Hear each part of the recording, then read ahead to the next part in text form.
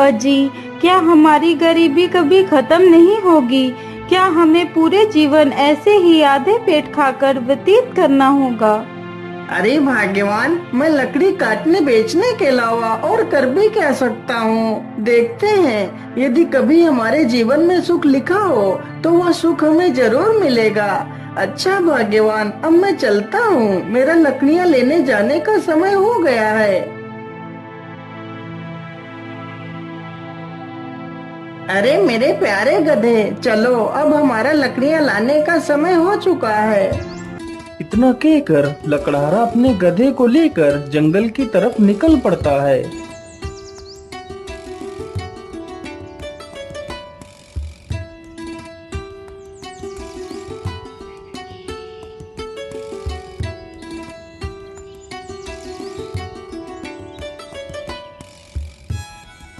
मेरे हिसाब से यही पेड़ ठीक रहेगा, चलो इसे ही काट लेता हूँ।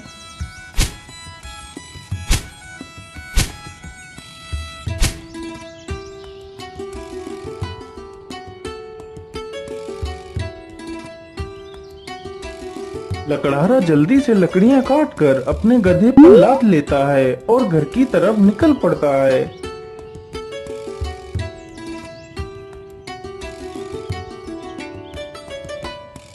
पानी, पानी, पानी, मेरी सहायता करो। अरे ये किसकी आवाज है? मुझे लगता है कोई तकलीफ में है, चलो चलकर देखता हूँ। लकड़हारा जल्दी से उसी ओर जाने लगता है जिस ओर से वह आवाज आ रही थी। पानी, पानी, पानी, मेरी सहायता करो। अरे ये क्या? ये तो एक तोता है, लेकिन यह तो पूरी तरह जख्मी हो चुका है। मैं ऐसा करता हूँ, इसे भी अपने साथ ही ले चलता हूँ। लकड़हारा जल्दी से उस तोते को उठा लेता है और उसे भी अपने साथ ले जाता है।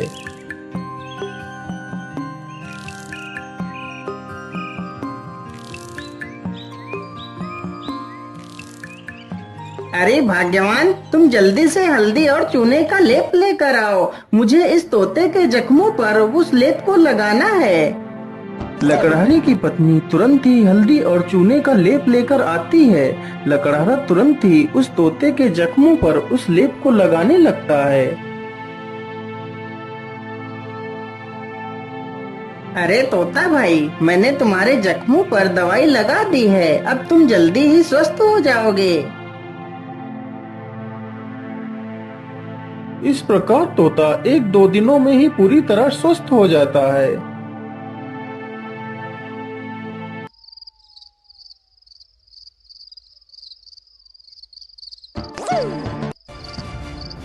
चलो आज तो इसी झोपड़ी में ही चोरी कर लेता हूँ। हो सकता है इस झोपड़ी में ही मुझे कुछ काम की चीज मिल जाए। इतना कहकर वह चोर उस झोपड़ी में घुस जाता है। तभी वह तोता उस चोर को देख लेता है। अरे मालिक, जल्दी से उठिए, देखिए चोर आ गया। अरे मालिक जल्दी उठो। अरे मालिक जल्दी से उठिए, देखिए चोर आ गया। अरे मालिक जल्दी उठो। अरे वाह, यह तोता तो बोलता भी है, तो क्यों ना मैं इसी तोते को ही पकड़ ले जाता हूँ। बाजार में तो इसकी कीमत अच्छी मिलेगी, और तो कुछ इस झोपड़ी में दिख भी नहीं रहा है। इतना सोचकर चोर तुरंत ही तोते का पिंजरा उठाता है और वहां से भाग जाता है।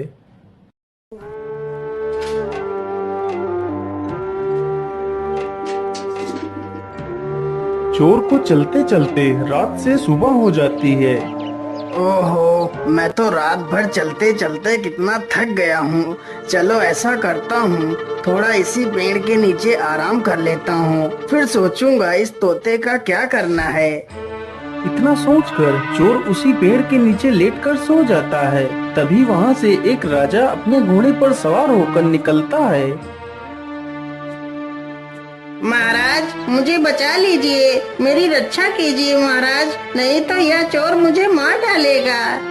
अरे ये कौन है जो मुझे मदद के लिए पुकार रहा है, लेकिन आसपास तो कोई नहीं दिखाई दे रहा है। अरे महाराज, उधर नहीं, इधर नीचे देखिए महाराज, मैं इधर हूँ। महाराज मुझे बचा लीजिए, यह चोर मुझे उठाकर ले जा रहा है। अरे वाह, यह तोता तो बोल भी सकता है। चलो मैं इस तोते को खरीद लेता हूँ। यह तोता मेरी पुत्री को बहुत पसंद आएगा। अरे ओ चोर, चल अब उठ जा। और कितना सोएगा तू? महाराज, मैंने कोई चोरी नहीं की, मुझे कुछ मत करना महाराज। नहीं नहीं, मैं तुम्हें कुछ नहीं करूँगा। तुम यह तोता मुझे दे दो, मैं तुम्हें इसके बदले 100 सोने की मोहरें दूंगा। राजा की यह बात सुनकर चोर बहुत खुश हो जाता है। लेकिन याद रहे, मैं तुम्हें ये मोहरें तभी दूंगा यदि तुम आज से चोरी करना छोड़ दोगे। यदि ऐसा नहीं किया तो मैं तुम्हें कारागार में डाल दूंगा। नहीं नहीं महाराज, मैं आज के बाद कोई चोरी नहीं करूँगा। राजा तुरंत ही उस चोर को 100 सोने की मोहरें दे देता है और तोते का पिंजरा लेकर वहाँ से चला जाता है।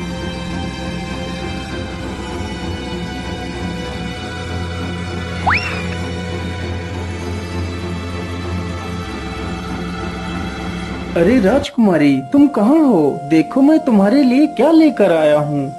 अरे पिताजी, यह तोता तो कितना सुंदर है। हाँ पुत्री, यह कोई ऐसा वैसा तोता नहीं है। यह तोता इंसानी भाषा को बोल और समझ सकता है। फिर तो यह एक अद्भुत तोता है। पिताजी, आज से मैं इस तोते को अपने साथ ही रखूंगी।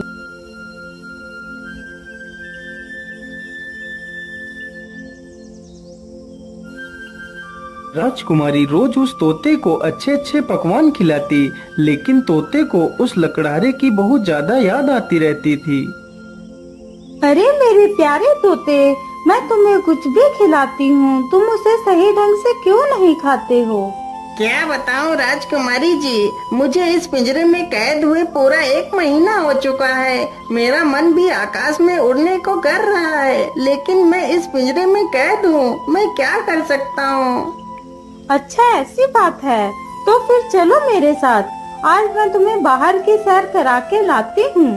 राजकुमारी तोते को जंगल में ले जाती है और उसे पिंजरे से बाहर निकाल देती है। फिर तोता आसमान में उड़ने लगता है।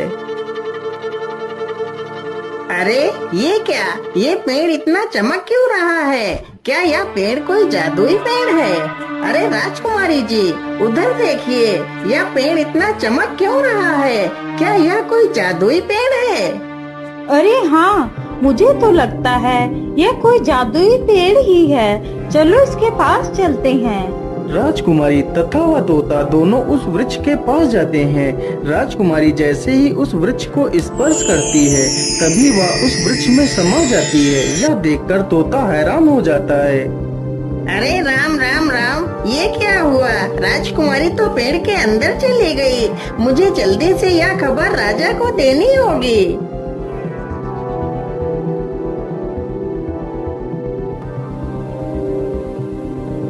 अरे ये मैं कहाँ आ गई? ये कौन सी जगह है? तभी एक बड़ा सा बाज राजकुमारी के सामने आकर खड़ा हो जाता है।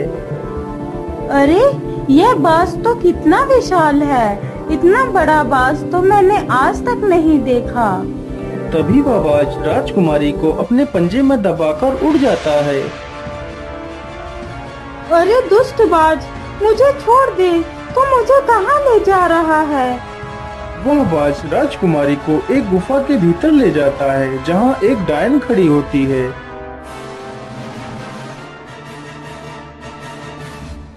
अरे कौन है आप और मुझे इस प्रकार यहाँ क्यों लाया गया है? मुझे छोड़ दो, मुझे वापस जाने दो। चली जाना, चली जाना, इतनी जल्दी किस बात की है?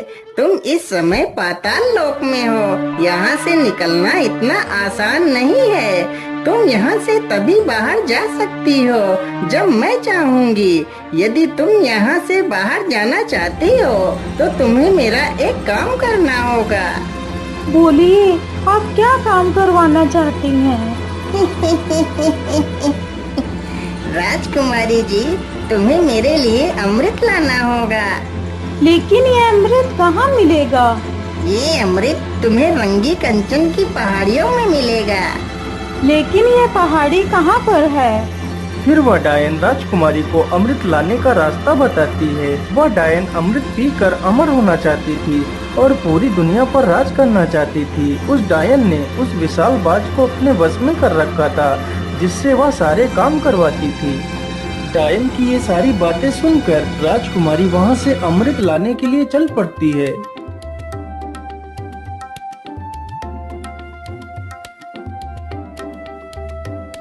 राजकुमारी अमृत ढूंढते ढूंढते उन्हीं पहाड़ियों पर पहुंच जाती है जहां पर अमृत था। मुझे लगता है इसी गुफा में ही अमृत होगा। चलो इसके अंदर चलती हूँ। राजकुमारी जैसे ही गुफा के अंदर प्रवेश करने की कोशिश करती है, तभी एक जहरीला सर्प राजकुमारी को डस लेता है और राजकुमारी की वहीं पर मृत्यु हो जाती है।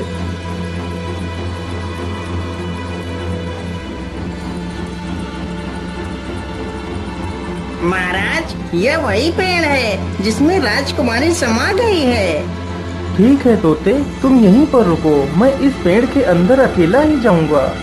राजा जैसे ही पेड़ को हाथ लगाता है तो वह भी उसी पेड़ के अंदर चला जाता है।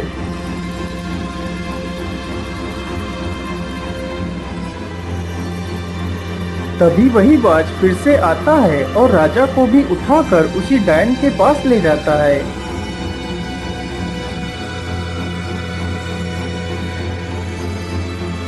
कौन है आप और मुझे यहाँ पर इस प्रकार लाने का क्या कारण है? मेरी राजकुमारी कहाँ है? अरे महाराज, आप चिंता ना करिए, आप जल्दी ही अपनी राजकुमारी से मिलेंगे। उससे पहले आपको मेरा एक काम करना होगा। ठीक है डायन, मुझे जल्दी से बताइए, मैं तुम्हारे लिए क्या काम कर सकता हूँ। फिर वह डायन राजा से भी उसी अमृत को लाने की बात कहती है। ठीक है डायन, मैं तुम्हें वह अमृत लाकर दे दूंगा, लेकिन मेरी पुत्री को कुछ नहीं होना चाहिए। इतना कहकर राजा अमृत लाने के लिए चल पड़ता है।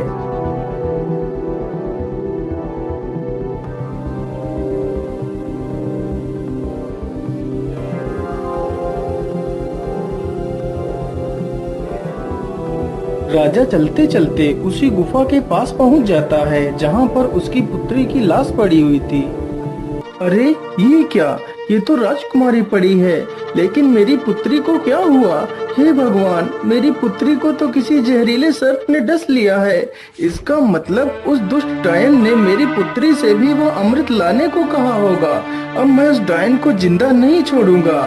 मुझे लगता है इस गुफा में कोई जहरीला सर्प भी है, मुझे ध्यान से आगे बढ़ना होगा। इतना कहकर राजा राजकुमारी को वहीं पर छोड़कर आगे बढ़ता है।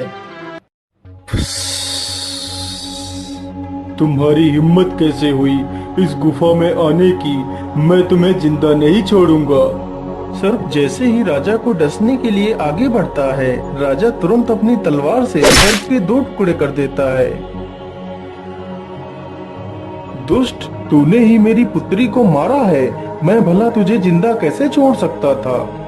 इतना कहकर राजा गुफा में आगे बढ़ता है। राजा जैसे ही आगे बढ़ता है, तभी एक तीर बहुत ही तेज रफ्तार से राजा को छूकर निकल जाता है। तभी राजा अपने कदम पीछे ले लेता है। अरे ये क्या, इस गुफा में तो तीर की वर्षा होने लगी। अब क्या करूं? अमृत तक कैसे पहुंचूं? फिर राजा तीर चलने की प्रक्रिया को ध्यान से देखता है। अरे ये क्या, जब एक तीर इस दिशा से उस तरफ जाता है, तभी दूसरा तीर उस दिशा से इस तरफ आता है। इसका मतलब यदि मैं एक एक कदम आगे बढ़ाऊं तो मैं अमृत तक पहुंच सकता हूं। इस प्रकार राजा अपने बुद्धि के बल पर उस चुनौती को भी पार कर जाता है।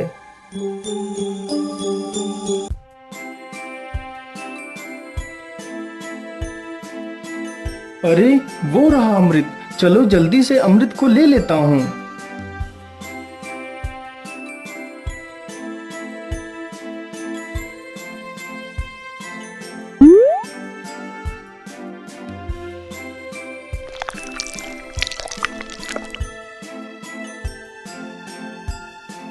मैं ऐसा करता हूँ, पहले मैं इस अमृत को अपनी पुत्री को पिलाता हूँ।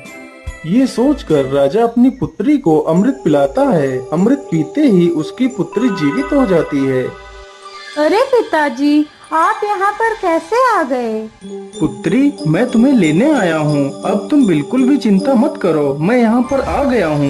फिर वह राजा उस अमृत को खुद भी पी लेता है और बाद में बचा हुआ अमृत उस सर्प के मुंह में डाल देता है। अमृत मुंह में पड़ते ही सर्प भी जीवित हो जाता है। फिर वह राजा उस सर्प को अपनी पूरी कहानी सुनाता है। मैंने तुम्हें इसलिए जीवित किया है ताकि तुम फिर से इस अमृत की रक्षा करो। महाराज, मैंने आपको पहचानने में भूल कर दी, मुझे क्षमा कर दीजिए महाराज। अरे नहीं नहीं सर्पदेव, इसमें तुम्हारी कोई गलती नहीं है, यह तो तुम्हारा फर्ज था। अच्छा, अब मैं चलता हूँ।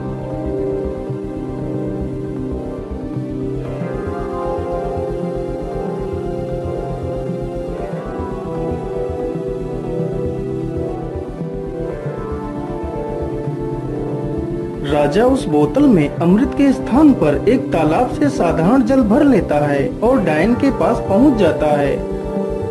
ये लीजिए डायन, मैं तुम्हारे लिए अमृत लेकर आ गया हूँ। अब मुझे बाहर जाने का रास्ता बता दीजिए। अरे वाह राजा, तुम तो कितने बहादुर हो। यह अमृत आज तक कोई नहीं ला सका। जो भी गया वह लौट कर नहीं आया और तुम तो अमृत लेकर आ गए। चलो चलो, जल्दी से मुझे यह अमृत दे दो। राजा तुरंत ही उस डायन को वह पानी से भरी हुई बोतल दे देता है। डायन तुरंत ही उस पानी को अमृत समझकर पी जाती है। हे डायन, मैंने आपके कहे अनुसार आपको अमृत लाकर दे दिया। अब मुझे बाहर जाने का मार्ग बता दीजिए। इतनी भी जल्दी क्या है? अब मैं अमर हो चुकी हूँ। अब तुम दोनों यहाँ से कहीं नहीं जाओगे। आज से तुम दोनों भी मेरे गुलाम हो। अरे डायन, ये तो सरासर धोखा है। मुझे यहाँ से जाने का मार्ग बताओ, नहीं तो मैं तुझे मार डालूंगा। अरे मूर्ख राजा, अब मैं अमर हो चुकी हूँ। अब तू मेरा कुछ भी नहीं बिगाड़ सकता। अच्छा, ऐसी बात है तो फिर ये ले मेरे इस तलवार के वार को झेल। इतना कहकर राजा उस डायन के पेट में तलवार घुसा देता है। ये क्या हो गया? मैं तो अमर हो गई थी। इसका मतलब तूने मेरे साथ धोखा किया है। पानी पीकर खुद को अमर समझने वाली उस डायन की मृत्यु हो जाती है। डायन के मरते ही वह बाज आजाद हो जाता है। महाराज, आपकी जय हो। आप तो बहुत वीर और बुद्धिमान हैं। आपका बहुत बहुत धन्यवाद महाराज, जो आपने मुझे इस डायन की गुलामी से आजाद करा दिया। हे बाज, क्या तुम यहाँ से बाहर निकलने का रास्ता जानते हो? जी महाराज, आप दोनों हमारी पीठ पर बैठ जाइए, मैं अभी आपको बाहर ले चलता हूँ। दोनों ही बाज की पीठ पर बैठ लेते हैं और बाज उन दोनों को लेकर एक दरवाजे के पास जाता है। महाराज, इसी दरवाजे के बाहर आपकी दुनिया है, यहीं से आप बाहर जा सकते हो महाराज। राजा तथा राजकुमारी दोनों बाज का धन्यवाद करते हैं और उस दरवाजे से बाहर चले जाते हैं।